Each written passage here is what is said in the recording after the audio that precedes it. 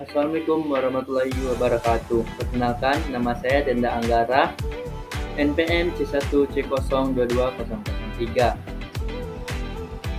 Baiklah, di sini saya akan menjelaskan mengenai manajemen operasional. Dalam manajemen operasional, topik yang akan saya bahas yaitu strategi operasi.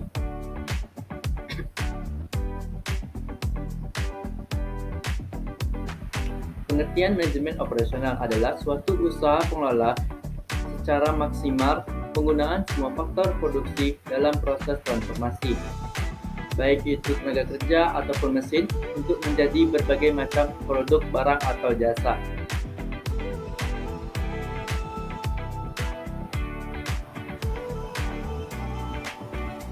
Berbicara tentang pengelolaan tidak lepas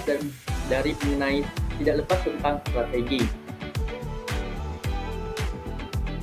Menurut Christensen, ada beberapa pengertian dapat ditinjau dari beberapa perspektif. Yang pertama itu perspektif ekonomi, alokasi sumber-sumber yang sifatnya jarang atau terbatas.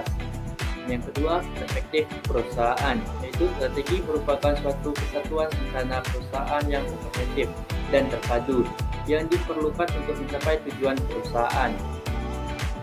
Yang ketiga, yaitu perspektif militer, kesempatan satuan-satuan atau kekuatan-kekuatan tentara di medan perang untuk mengalahkan musuh. Dan yang terakhir yaitu perspektif politik, penggunaan sumber-sumber nasional untuk mencapai tujuan nasional.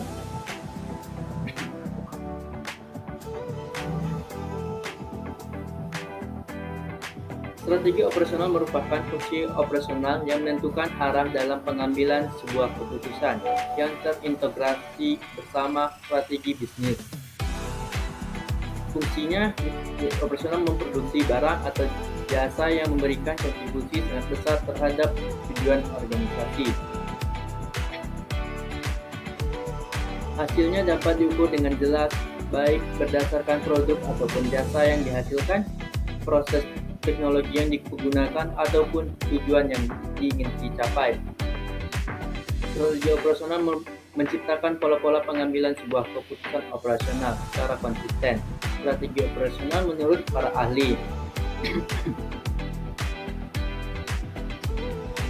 Yang pertama yaitu Hayes dan Wright mengartikan seluruh aktivitas yang berada dalam ruang lingkup perusahaan termasuk pengalokasian seluruh sumber daya perusahaan yang dimiliki. Strategi operasional juga diartikan sebagai suatu pola yang konsisten dalam keputusan-keputusan operasi.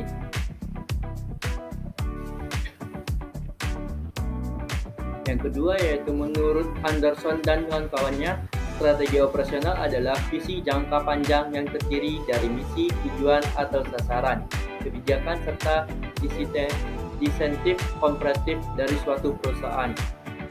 Kompetensi dari suatu perusahaan. Yang ketiga yaitu Wincott Skinner mendefinisikan strategi operasional dalam keterkaitan antara keputusan-keputusan dalam operasi dengan corporate strategy. Selanjutnya yaitu Calder, Anderson, dan Calvin menjelaskan strategi operasional dibagi menjadi 4 komponen. Yang pertama yaitu misi, tujuan, keunggulan, khusus, dan kebijakan. Keempat komponen ini membantu menegaskan tujuan apa yang dicapai dan bagaimana cara mencapai tujuan tersebut. Hasil strategi ini akan mengarahkan manajemen dalam mengambil keputusan pada seluruh tahap operasi. Dari berbagai definisi tadi dapat disimpulkan yaitu sebuah komitmen strategi operasional dapat disimpulkan sebuah komitmen terhadap seluruh aktivitas yang telah direncanakan ataupun yang berada pada lingkup perusahaan atau organisasi.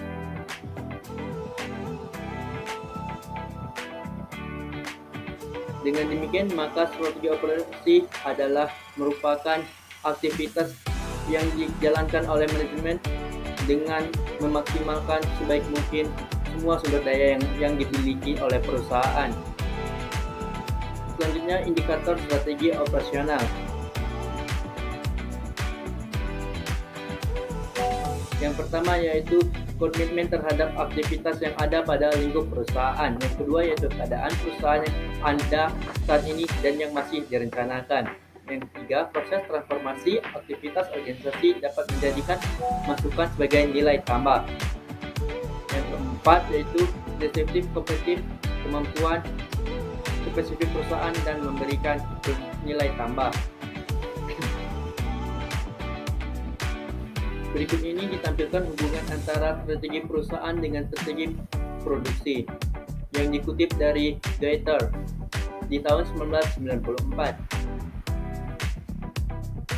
Pembentukan strategi operasi pada perusahaan pada dasarnya ditunjukkan agar perusahaan memiliki keunggulan relatif pada bidang produksi ataupun operasi dibandingkan dengan pesaingnya,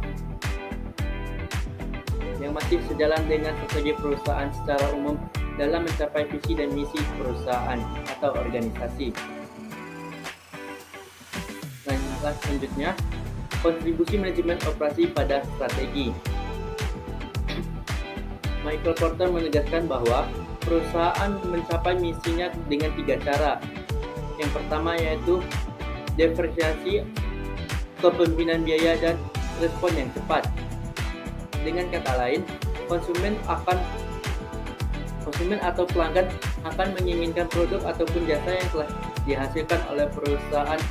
Yang pertama itu harus lebih baik atau tidaknya berbeda dengan pesaingnya. Yang kedua lebih murah, dan yang ketiga lebih cepat. Manajer operasional menerjemahkan konsep-konsep strategi ini menjadi kerja nyata yang harus diselesaikan. Bagaimana riset Miller dan Roth pada tahun 94 yang mana dan contohnya di dalam gambar ini, di mana keputusan operasi yang digunakan oleh perusahaan ternama itu telah menjadi mereka lebih unggul dibandingkan pesaingnya.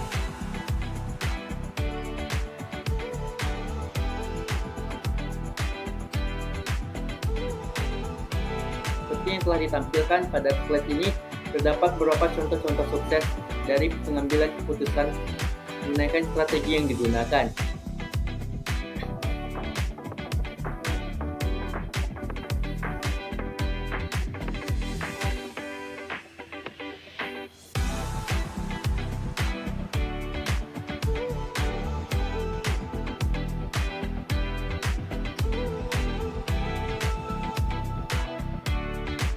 Dalam manajemen operasional, terdapat 10 keputusan yang mendukung misi dan menerapkan strategi. Di antaranya, yang pertama yaitu mutu atau kualitas. Merupakan harapan pelanggan terhadap kualitas produk harus ditentukan dan kebijakan serta prosedur dibangun untuk mengidentifikasi serta mencapai mutu yang ditetapkan. Yang kedua, yaitu desain produk ataupun barang dan jasa. Desain produk mendefinisikan sebagian besar proses transformasi, keputusan mutu, biaya, dan sumber daya yang sangat berhubungan dengan desain. Desain seringkali menetapkan batas bawah biaya dan batas atas mutu. Yang ketiga yaitu desain proses dan kapasitas. Merupakan keputusan proses yang diambil membuat manajemen mengambil komitmen dalam hal teknologi, kualitas penggunaan sumber daya manusia, dan pemeliharaan yang spesifik. Komitmen pengeluaran dan model ini akan menentukan struktur biaya dasar suatu perusahaan. Yang selanjutnya itu strategi lokasi. Keputusan lokasi organisasi manufaktur dan jasa menentukan kesuksesan suatu perusahaan. Yang kelima yaitu strategi tata letak. Aliran bahan baku, kapasitas yang dibutuhkan, tingkat karyawan, keputusan teknologi, dan kebutuhan persediaan mempengaruhi tata letak.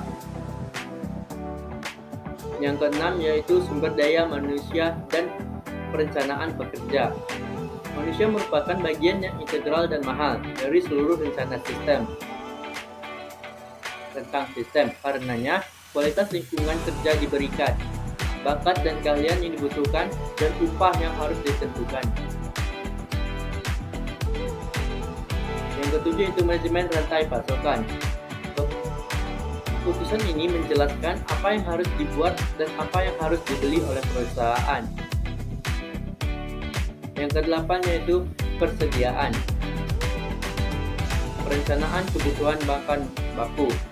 Keputusan persediaan dapat dioptimalkan hanya jika kepuasan pelanggan, termasuk rencana produksi dan sumber daya manusia dipertimbangkan.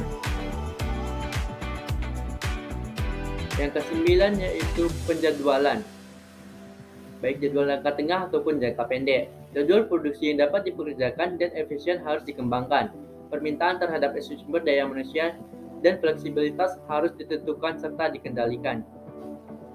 Dan yang terakhir yaitu pemeliharaan. Keputusan harus dibuat pada tingkat keandalan dan stabilitas yang diinginkan.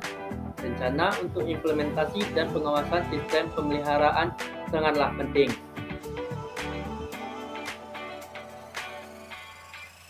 Baik, itu saja materi yang dapat saya sampaikan.